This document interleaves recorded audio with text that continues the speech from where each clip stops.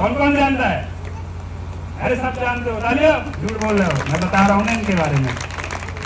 Sir इनको तो हमने देखा है, इनका बेटा असिस्टेंट प्रोफेसर है, पीएससी निकाली है और गांव का पहला बंदा था, और वो भी एससी कम्युनिटी से, अनुरागी जी हैं, जो पहले पढ़ा और 3 4 5 नौकरी छोड़ी और मुझे बताया कि पीएससी करो। नहीं, पी का मैं पी भी नहीं जानता था। पी मतलब हम लोग हमारे गांव में जानते पत्ता खेलना, लेकिन उन्होंने बताया पीएससी। और ये वो उनके पिताजी हैं, आज वो असिस्टेंट प्रोफेसर हैं, पहले वो जेएसओ थे, ज्वाइंट सप्लाई ऑफिसर। तो बहुत इनकी माँ की बड़ी योगदान है। इनकी माँ बकरी चराती थी और हम लोग यहाँ गिट्टी फोड़ती थी। सही बोल रहे हैं? दादा के बारे में तो गांव में कहावत है कि दादा तो मुंह से तान के घूमने वाली व्यक्ति है, लेकिन इनकी माँ ने इतनी मेहनत की, हमने खुद देखा पेड़ के नीचे गर्मी में। सही बोल रहा हूँ ना? गिट्टी तोड़ती थी, बेचती थी और अपने नाती को पढ़ाई के लिए पैसा देती थी। आज वो सुख भोगने के लिए इस दुनिया में तो नहीं है, लेकिन उनके बेटे ने 1 करोड़ का तो घर बना लिया होगा छतरपुर में, और बहुत आगे, मतलब पूरा लाइफ आगे बढ़ गया। जैसे शादी हुई, हमारे गांव में महिलाएं बहुत कम, आंगनवाड़ी के अलावा शायद कोई नौकरी पे नहीं है ना, है क्या कोई? आज तुम बाहर से ब्याह के लाए हो तो अच्छा, इसकी मैसेज टीचर है।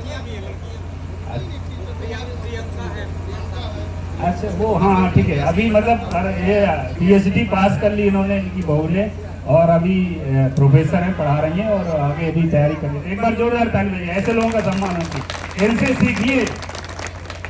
जो गेहूं होता है ना सर, बढ़िया गेहूं होता है ना, गेहूं को हम लोग आटा बनाते हैं, बनाते हो ना? कुछ और तो नहीं बनाते गेहूं से। दारू तो बनती नहीं। दारू कैसे बनती है? तुम्हारे घर में बनती है क्या? इसको नाम लिख लो, इसको पकड़वा देंगे इसके पिताजी को। तो गेहूं को अगर हम आटा बनाकर रोटी खा लेते हैं तो पच जाती है, और सुबह क्या बनता है बताऊंगा नहीं, सबको पता है, एक ही बार काम आता है। सही बोल रहा हूँ? और वही गेहूं अगर हम खेत में डाल देते हैं तो क्या बनता है? जरा खड़े हो बेटा, तुम बताओ, सबको समझा, इधर जल्दी अब।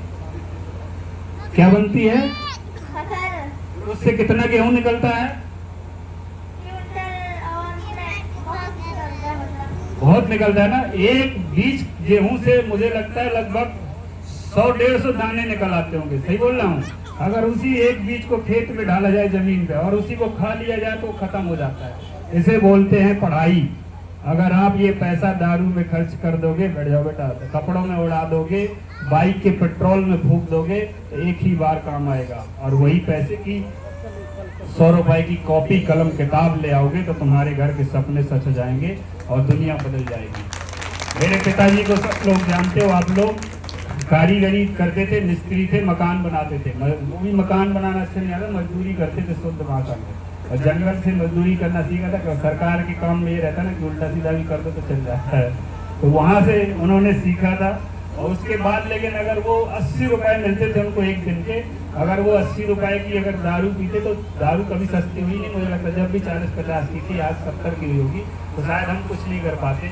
और आज मैं इसके काबिल हूँ कि अगर मुझे एक छोटा सा प्रोग्राम करना है, सर से बात हुई तो हमने सोचा नहीं कि 10-20 हज़ार रुपये खर्च होगा, न किसी से कहा कि आप दे दो, आप कर लो, और हम लोगों ने कर लिया। तो अगर आप पढ़ोगे, मैं बताता नहीं, मैं तुम लोगों को बता दूंगा, ठीक है? कितनी मेरी उम्र है बताओ? ये पति पत्नी दोनों नौकरी करते हैं, दोनों को वेतन 1 लाख रुपए मिलती है। ज्यादा तो नहीं बता दूँ, इनकी चोरी मत कर लेना घर पे कोई ना, अभी नया घर भी बनवा रहा।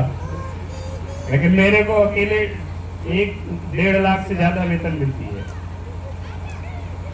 मैं चाहूँ तो जो भी सपना सच कर सकता हूँ, कर सकता हूँ कि नहीं कर सकता। मैं पैसे की बात नहीं कर रहा, लेकिन मैं आप लोगों को स्थिति बता रहा हूँ। कहते पैसा सब कुछ नहीं है, लेकिन हर चीज पैसे से ही मिलती है। बाद में बात गिरेगी तो हाड़ी गिरे तो कहाँ गिरेगा, और बात आएगी तो कहाँ आएगी? पैसों में। तो पैसों की वैल्यू ही नहीं, लेकिन बिना पैसे की कोई वैल्यू नहीं है। तो अगर आप अपना जीवन अच्छा बनाना चाहते हो तो अपने बच्चों को पढ़ाइए, आप लोग स्कूल जाइए।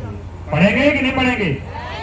ठीक है, जोरदार ताली बजाइए। बहुत ज्यादा हो गया, अब मेरे बोलने का समय नहीं, सर बोलेंगे, क्योंकि सर आज हमारे यहाँ आए हैं। मुझे लगता है अगली बार आए हैं ना आए, इसलिए मैंने खूब सारा बोल दिया।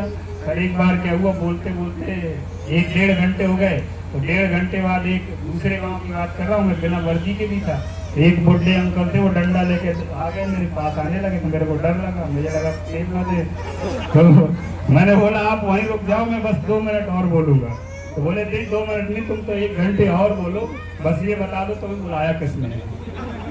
आज तो मेरा ही गाँव का, इसलिए मेरे को पता है कोई कुछ नहीं करेगा।